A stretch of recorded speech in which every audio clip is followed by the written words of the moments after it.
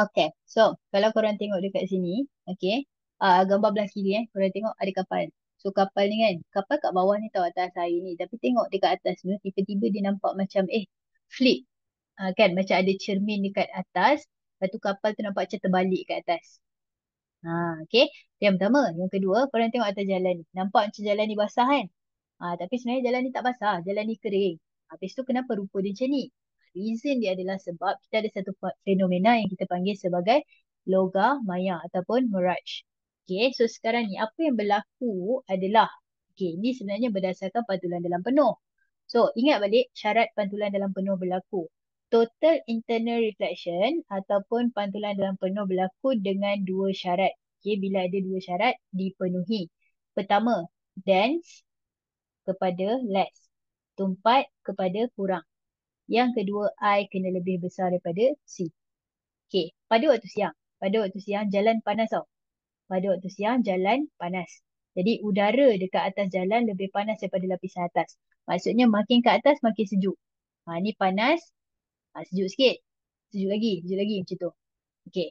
So udara panas, ketumpatan optik dia lebih kecil. Okay. Ketumpatan optik dia lagi kecil. Jadi sekarang ni, ini ketumpatan optik dia tinggi lah.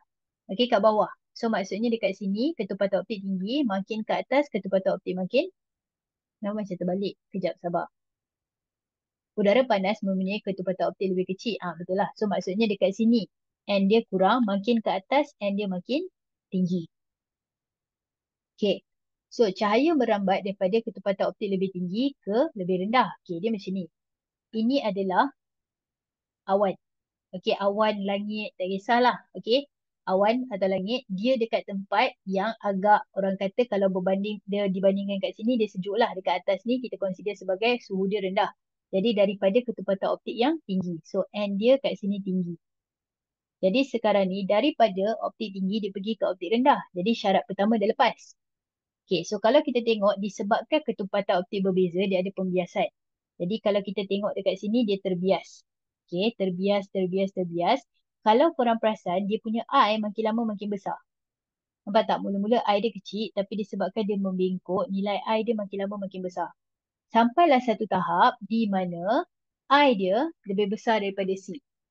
Okay, again, cahaya daripada tempat yang tumpat pergi ke kurang tumpat. Kurang tumpat tu maksudnya dia lagi laju lah.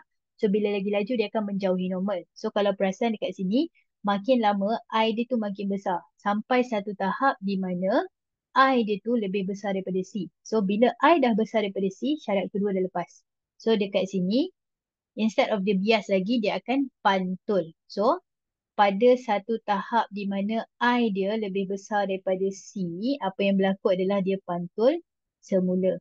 Okay, so bila dia pantul, itulah dia pantulan dalam penuh berlaku. So bila pantulan dalam penuh berlaku, cahaya tu akan masuk ke dalam mata pemerhati. Tapi disebabkan mata kita tak boleh tengok cahaya tu bengkok, kita akan create satu lagi image. So mata kita nampak macam lopak tu ada dekat atas jalan.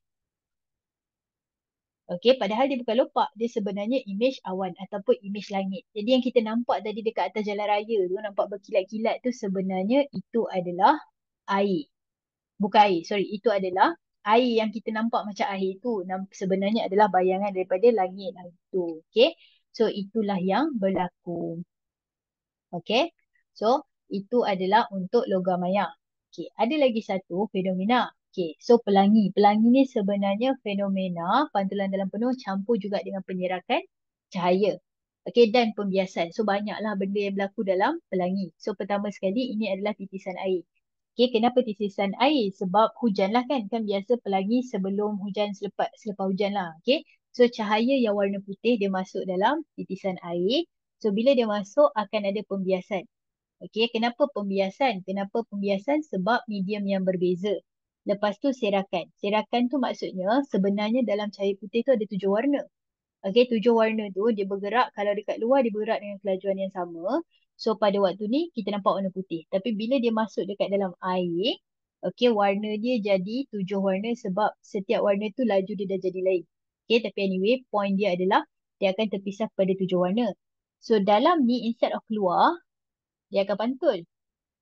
Nampak? So pantulan inilah pantulan dalam penuh. Kenapa? Sebab dia dekat dalam tempat yang lagi tumpat. So pantulan dalam penuh berlaku sebab I lebih besar daripada C dan daripada tumpat ke kurang tumpat.